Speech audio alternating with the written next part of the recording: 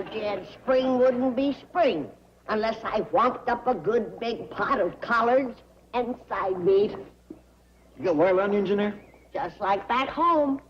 I hope you're going to have plenty of corn and bread to crumble in the pot liquor. Oh, you betcha. That reminds me, I better go stir it up. Will you guard my pot for me? Why, sure. But it ain't likely any critter would bother boiling grease. There's one that will. And he's been sitting up in the tree for the last 3 hours, waiting for me to go into the house so he can swoop down. Sound like a buzzard. You're close. It's the 10-toed, black-tufted victual snatcher.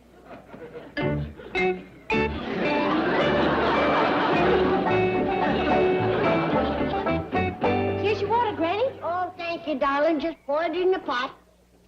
Come on down from there, Jethro. Can't hear you, Uncle Jed. I got chores for you. I didn't hear that neither. Well, I got a trick that'll get him down. Well, good. Go to it. Jed, let's have a sociable this evening like we used to have back home in the hills when I cooked my spring collards. Good idea, Granny. I'll invite some neighbors in. Back home, we didn't have to invite them. That's the truth, especially the ones that live downwind. Here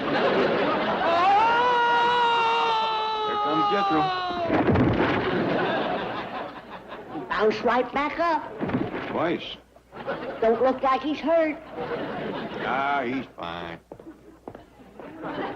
You know what Ellie done to me? Yeah, she tricked you out of the tree. Some trick. She throwed me 40 feet on my head. Well, you can fill in the hole later. Right now, we got to get ready for the Spring Eating Festival. Hot dog. I'm cooking 4 bushels of greens, a peck of wild onions, and 20 pounds of fatback. We're hoping some neighbors will drop in. Neighbors? That ain't hardly enough for me. I mean, us. Granny, you reckon I could have a little helping to hold me till supper? Well, all right, boy.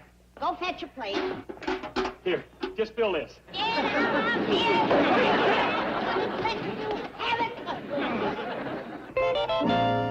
Chief, are you serious? You're letting Mrs. Drysdale sell the house? A prospective buyer's coming this morning to look it over.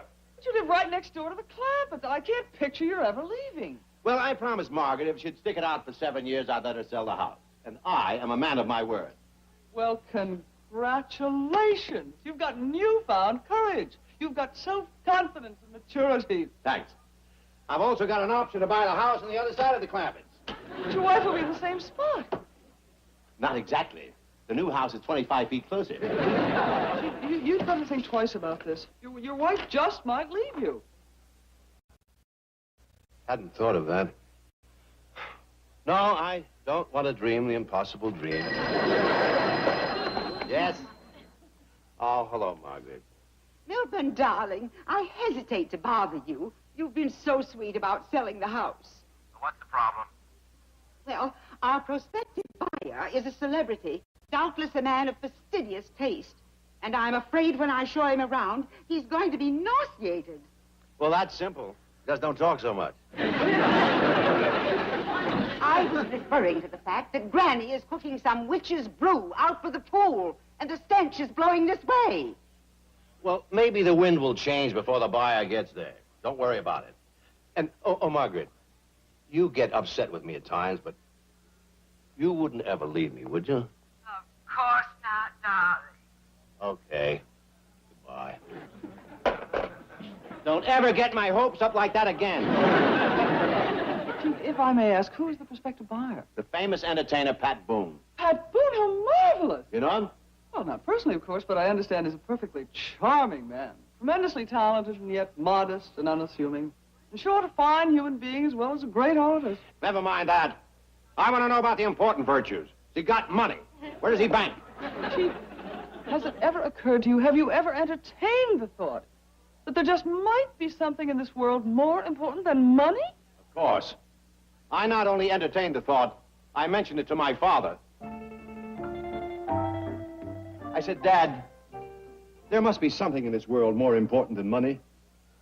That's when I grew the mustache. Why a mustache? To hide the scar. He hit me right in the mouth.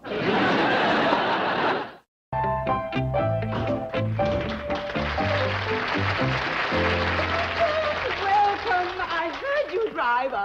I'm Mrs. Drysdale, and I know you're going to adore my lovely home. Do come right in, Mr. Boone. I'm Mr. Boone's manager, Mr. Tucker. Oh, couldn't he come? This is Mr. Boone. I got him back from a fishing trip to look at your house. How do you do, Mr. Boone? Oh, how do you do? May I ask where that unusual odor is coming from? Odor? Oh, you must mean the exotic orchid fertilizer. My next-door neighbor is an orchidist. Really? The first day of spring, we have this unusual odor for a few hours, and from then on, it's just heavenly fragrance. Please do. Hurry right in. Doc, you go ahead. I'm going to find out who's cooking those collards and fatback. Is that what that odor really is? Man, that odor's perfume to me. I haven't smelled anything that wonderful since I left Nashville.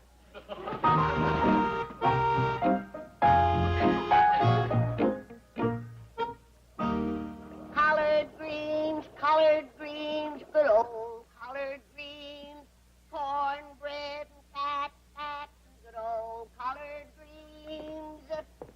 Collard greens, good old collard greens, cornbread and fatback, and good old collard greens. Where did you come from to know that song? Nashville, Tennessee, ma'am. Tennessee. Yeah, and I haven't smelled anything that good since I left Tennessee. Oh, you poor boy. What you been eating? Oh, steak mainly, lobster, prime rib, shrimp. Well, I reckon when you get hungry enough, you can eat anything. What's your name, son? Pat Boone, ma'am. Mine's Granny Moses. Maybe you'd heard about my doctorate. You're a doctor? Probably the most famous betwixt Bug Tussle and Springfield. Springfield? Did you ever know Red Foley? Did I know Red Foley? He never missed a spring that he didn't come to our house for collards and fatback. Ha ha, that's great. How long you been here in California? 7 years. When did you leave Tennessee? Oh, 15 years ago. What you been doing all that time? Singing, mainly. Oh. No steady work, huh? Well, who's this young fella? His name is Pat Boone, Jed. Smell my collards cooking and come a-running. Oh, glad to have you, son. Where are you from? Tennessee. My doggies, I've known Granny's collars to pull him in from a long way off, but this is a new record. He was in the neighborhood when he smelled them, Jed. I figured as much, Granny. Excuse me. Would you like to stir? Oh, I'd love to. He's a drifter, Jed. Left home 15 years ago and ain't had a steady job since.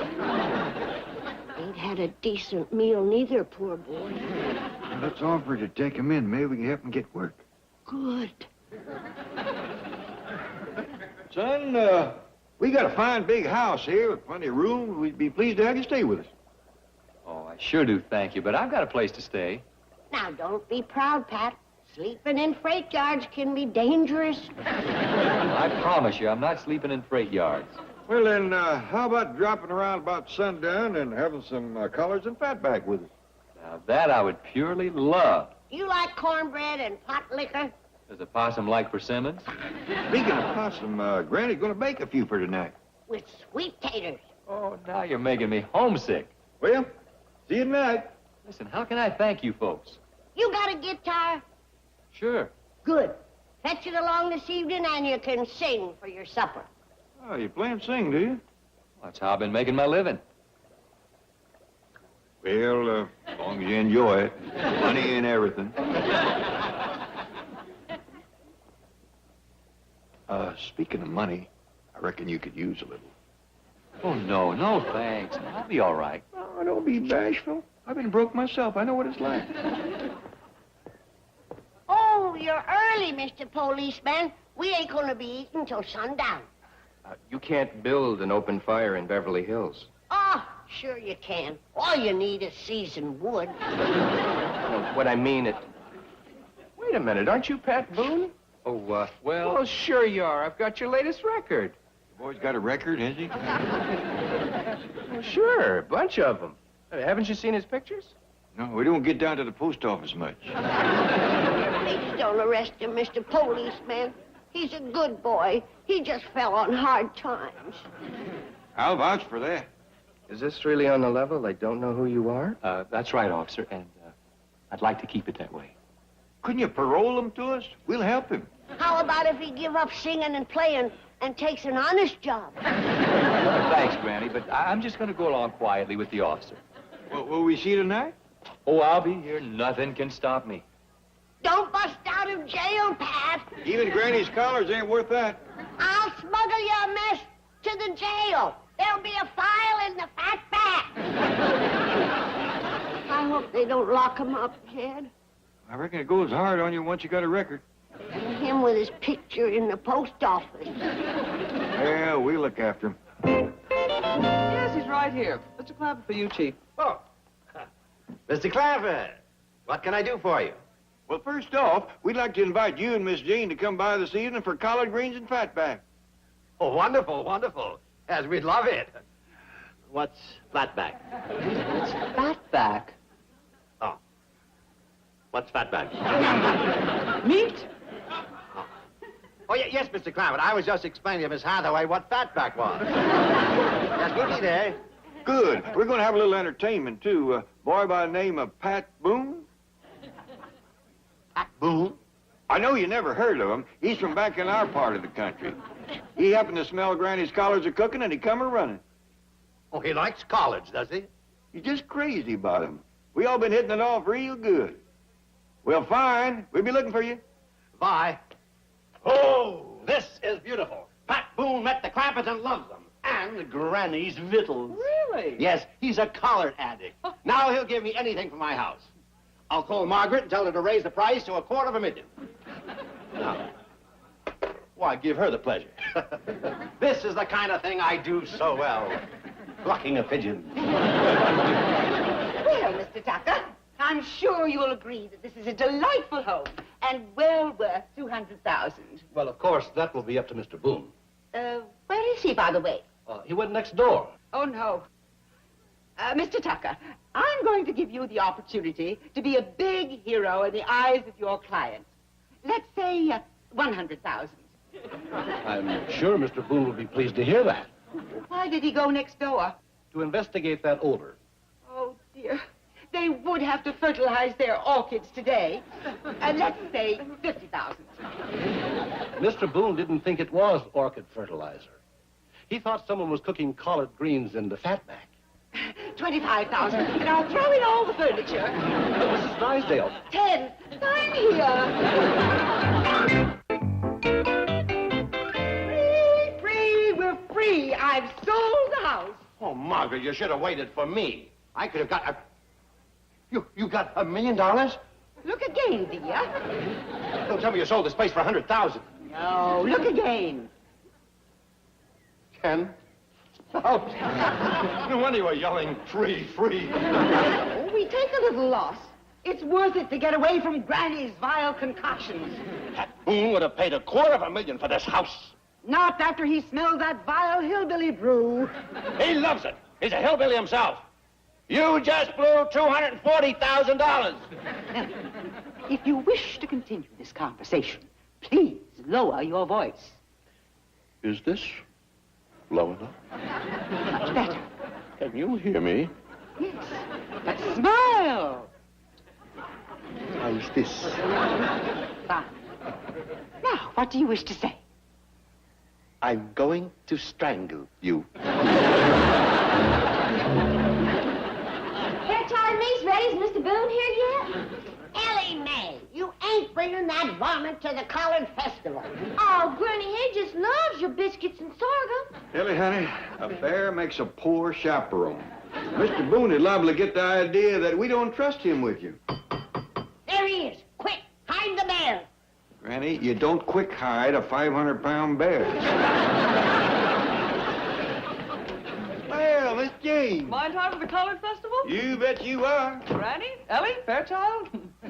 Where's Mr. and Mrs. Drysdale? Oh, they'll be delayed. They're having a little contretemps. Well, they hadn't ought to eat before they come. Let 'em eat, Jed. Betwixt Miss Drysdale and Jethro, there won't be enough for the moon boy. Yeah, and he's liable to be hungry. They don't feed him too good in jail. Are you by any chance referring to Pat Boone? You know him, do you? Well, not personally, but I've seen his pictures.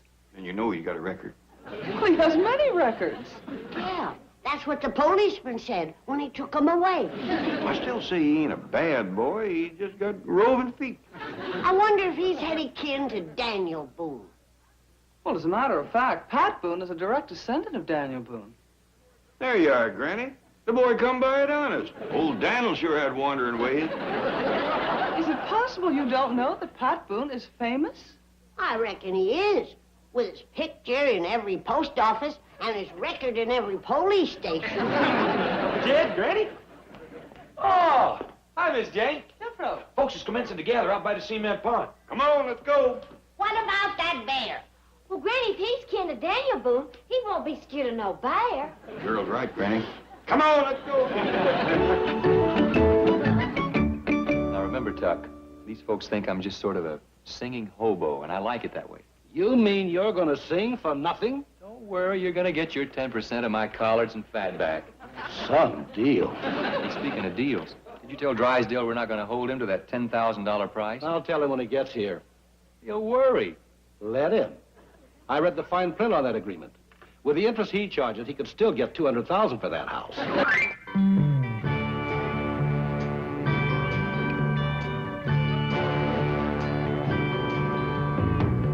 Every time I see that Greyhound bus go rolling down the line, makes me wish I'd talk much more to you when we had all that time. But still it's only wishing, and I know it's nothing more. So I'm never going back, never going back to Nashville anymore. Oklahoma City, yes, I know that she won't treat me cruel. Denver, Colorado never made me feel like such a fool. These are only cities, but they're cities without you. So I'm never going back. No, I'm never going back. Never going back to Nashville anymore.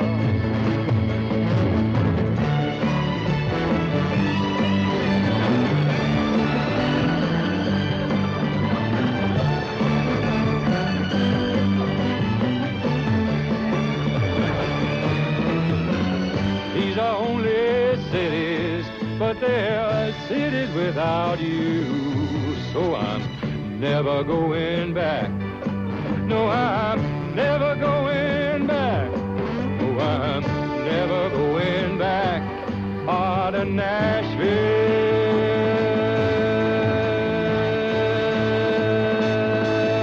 anymore.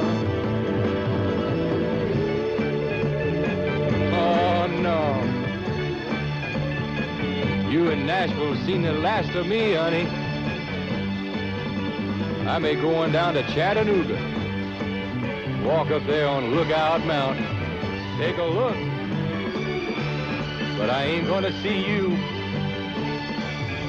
I may come on into Fayetteville, Shelbyville, maybe even Pegram, drop off in Madison, but I ain't crossing that Davidson County line no more.